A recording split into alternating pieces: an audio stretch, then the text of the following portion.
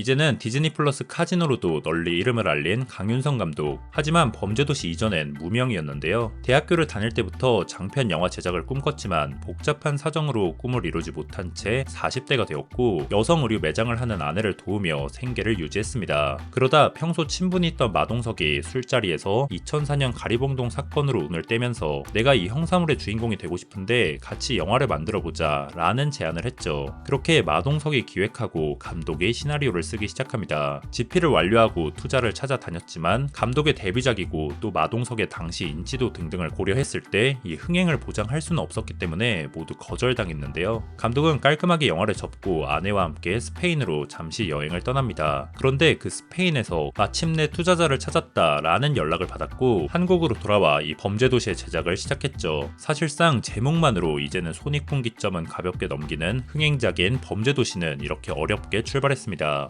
본작의 이야기는 가리봉동에서 일어난 2004년 왕건이파 사건, 2007년 흑사파 사건을 바탕으로 합니다. 2007년 크리스마스 가리봉동의 한 식당에서 폭력 조직 간의 납치, 폭행 사건이 일어났는데요. 감독이 자료 조사하면서 거의 처음에 알게 된 사건이고 이걸 참고해서 찍은 장면이 바로 영화 중간 장첸이 장이수를 습격하는 연회장신입니다. 광수대가 출동해 다음날 이들을 모두 붙잡았고 조사해보니 영화에서처럼 가리봉동 일대에서 패싸움을 일삼고 자릿세 명목으로 상인들을 협박하곤 했다고 합니다. 2004년 왕건이파 사건도 가리봉동에서 유흥업소를 상대로 한 협박, 살인미수 혐의를 벌인 왕건이파를 남부경찰서가 출동해 붙잡았고 조사를 해보니 이들도 여러 강력범죄에 연루되어 있었습니다. 특히 검거되기 한 달 전엔 노래방에서 노래방 주인이 자신들을 무시했다며 흉기를 들고 침입하려고도 했다는데 이는 영화 중간에 나오는 위성락의 노래방 장면에 일부 레퍼런스가 되지 않았을까 싶습니다. 이 두 사건을 베이스로 이야기를 만들었듯 각 사건을 전담한 윤석호 경위와 장영권 경감을 베이스로 해서 주인공인 마석도 캐릭터를 만들었습니다. 이 중에선 윤석호 형사가 좀 더 많은 영향을 주었을 것 같은데요. 아무래도 그가 영화 제작 4년 전부터 작품 기획에 참여하고 자문을 맡으며 이 영화에 많은 영향을 주었기 때문입니다. 영화에 약하다는 설정, 상인들을 모아 협조를 당부하는 장면은 그의 실제 경험에서 기반한 것이죠.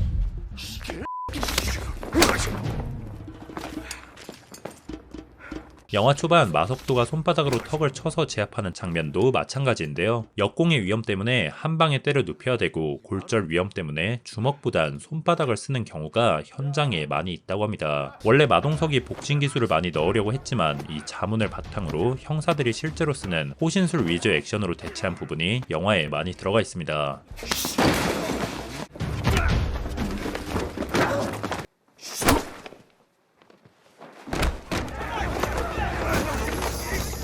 특히 그가 밝히길 조선족 범죄 조직은 지문 정보가 없고 한 명을 잡으면 모두 잠적하니까 하룻밤 안에 잡는 게 중요하다고 했는데 이것이 포스터에 쓰인 오늘 밤 싹 쓸어버린다에 또 거미줄 쳐진 가리봉동을 시원하게 헤쳐나가는 영화 스타일에도 보탬이 됐을 것입니다. 특히 컨테이너에서 생활하는 형사들의 모습은 실제로도 그랬으며 마동석과 감독이 영화에 꼭 넣고 싶었던 설정인데요. 형사들에게 많은 도움을 받고 또 일종의 헌정을 하는 영화이니 그들의 힘든 환경도 보여주고 싶었던 것입니다.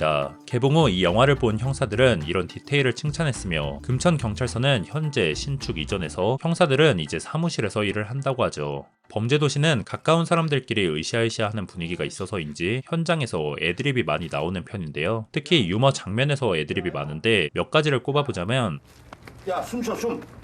야! 아, 씨발 왜 엘리베이터 고장났어? 시정하겠습니다, 형님. 아이고, 어? 그리고 끝으로 혼자야? 아직 싱글이야. 윤계상이 장첸역을 위해 참고한 캐릭터는 시카리오 1편의 알레한드로, 황해의 면정학, 노인을 위한 나라는 없다의 안톤 시거 이렇게 3명이 있습니다. 그리고 이 중 안톤 시거에게 가장 큰 영향을 받았고 감독도 안톤 시거를 참고하라고 했죠. 안톤 시거처럼 끊임없이 돈을 추적하는데 왜? 라는 질문은 생략되어 있는 모습을 표현하기 위해서였습니다. 장첸이 과거에 무슨 일을 했는지 그의 전사도 나오지 않죠. 그를 공감할 수 없는 절대악 사이코패스로 설정하고 싶었기 때문이라는데요. 이렇게 하면 첫 번째로 장첸이 무자비한 방법으로 조직을 관리하는 모습도 설득력이 생기고 두 번째로 영화에서 중시한 후반부 통쾌함을 위해서라도 장첸은 악한 캐릭터로만 묘사돼야 했던 것입니다. 이 전사를 비롯해 시나리오에선 장첸의 여러 설정이 백지 상태였고 윤계상이 직접 캐릭터를 만들 수도 있었는데요. 그는 우선 장첸이 귀신 같아 보였으면 장면에서 머리를 길게 붙이고 선글라스를 썼으며 긴 코트를 입어 뭔가 장교 같기도 하고 용병 같기도 한 아이러니한 분위기를 의도했습니다. 동시에 장첸의 과거도 여러 가지를 생각하기는 했지만 역시 감독은 관객들이 장첸의 행동을 알 수 없어야 한다고 큰 그림을 그리기보단 순간에 집중하라 해서 그 말에 따랐습니다. 그런데 어쩌다 윤계상이 캐스팅이 된 것일까요? 감독은 처음에 악역을 안 했던 사람이 메인 빌런 장첸을 하면 인상적이겠다 정도만 생각을 하던 중 이 영화의 제작자인 장원석이 과거 비스티 보이즈로 인연이 있던 윤계상을 추천한 것입니다. 감독도 윤계상의 출연작인 풍산계를 보고 그의 남성미가 마음에 들어 장첸으로 캐스팅했고 캐스팅 후에도 풍산계의 눈빛을 원한다며 연기를 디렉팅하곤 했죠. 풍산계엔 진선규도 출연하는데요. 윤계상이 추천을 해서 캐스팅된 케이스입니다. 두 사람은 드라마 로드 넘버 1 때 처음 만나 좋은 관계를 유지했고 그것이 풍산계 그리고 이 범죄도시까지 이어진 것이죠. 당시 무명이었던 진성규는 이 범죄도시에 오디션으로 캐스팅이 되었는데요. 진성규는 처음 위성락 역으로 오디션을 받다가 떨어졌습니다. 연기는 잘 하는데 위성락을 하기엔 선한 이미지를 가지고 있고 캐릭터에 대한 질문에 확답을 하지 못했다고 하죠. 두 번째엔 장이수로 오디션을 봤는데 이때 오히려 위성락으로 캐스팅이 되었습니다. 진성규는 앞서 말한 선한 이미지를 탈피하고자 이것저것 했지만 처음에는 위성락의 이미지가 잘 만들어지지 않았다고 하는데요. 그러던 어느 날 분장실에 가서 머리를 확 밀어버렸는데 그때부터 의상이고 뭐고 다 맞기 시작해서 그렇게 캐릭터를 만들어갔습니다.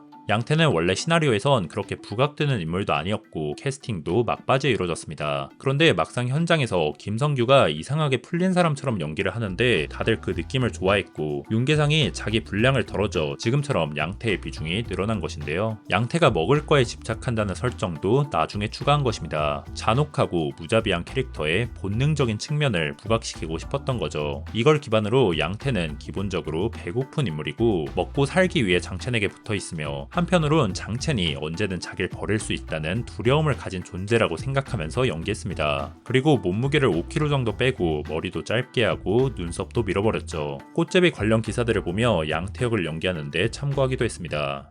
윤계상, 진선규, 김성규 세 사람은 윤계상 주도하에 합숙을 하면서까지 연습을 했는데요. 일주일에 4일씩 만나 사투리 연습을 하고 계속 씬 분석을 했습니다. 그렇게 씬 분석을 하니 한 씬당 4개가 넘는 버전이 나왔고 이 4개가 넘는 버전을 바탕으로 리허설을 하고 대사 맞추고 동선 만들고 술 마시고 또 다음날 리허설하고 대사 맞추고 동선 만들고 술을 마시며 계속 반복 연습해 영화 속의 흥룡파를 표현할 수 있었습니다. 앞서 챕터에 녹여내지 못한 비하인드들을 간단하게 나열해보겠습니다. 야 병식아. 네. 진실의 방으로. 진실의 방이란 이름은 강홍석을 연기한 하준의 아이디어인데요. 3편까지 쓰였고 앞으로도 계속 쓰일 듯한 스노우볼이죠. 경찰 왔어. 외국인 여성 나미를 연기한 인물은 유튜버로도 활동하는 러시아 출신의 고미호입니다. 한국말을 잘해서 마동석이 깜짝 놀랐다고 하죠. 영화 후반부 통역을 하는 사람이 이 영화의 연변 사투리 선생입니다. 영화 속 조선족 배역들의 말투 자문을 맡기도 했고요. 연기 경험이 없었지만 현장에 투입되니 자연스레 소화했고 얼핏 보면 정말 기성 배우 같기도 합니다. 허동호는 위성락 역을 노리고 오디션을 봤지만 오동균으로 캐스팅이 되었습니다. 이후 범죄도시 1, 2편 개봉 당시 직접 수천 개의 댓글을 달며 셀프 홍보를 하기도 했죠. 연극 공연을 하면서 써먹었던 홍보 방법이라 낯설지는 않았지만 인풋이 대략 10배 정도 차이 나서 힘들긴 했다고 소회를 밝혔습니다. 조진웅이 광수대 팀장으로 나오는데요. 장원석 대표와의 인연으로 이 영화에 우정 출연한 것입니다. 이때 영화 공작을 찍을 때라서 수염을 기르고 있었고 조진웅이 느끼기에 광역수사대 팀장을 하면 말이 안 될 것 같다고 하니 우리 영화는 원래 말이 안 되니까 괜찮다 라며 그냥 편하게 연기하도록 했습니다. 경찰서장의 이름을 자세히 보면 이상용인데요. 의도한 건지 모르겠지만 이 영화 조감독의 이름이죠. 그리고 2편, 3편 감독이기도 하고요. 저도 이제 15살입니다. 저 배우가 당시 실제로 15살이었고 이때 이 배우가 뜬금없이 박수를 쳐서 마동석이 당황했습니다.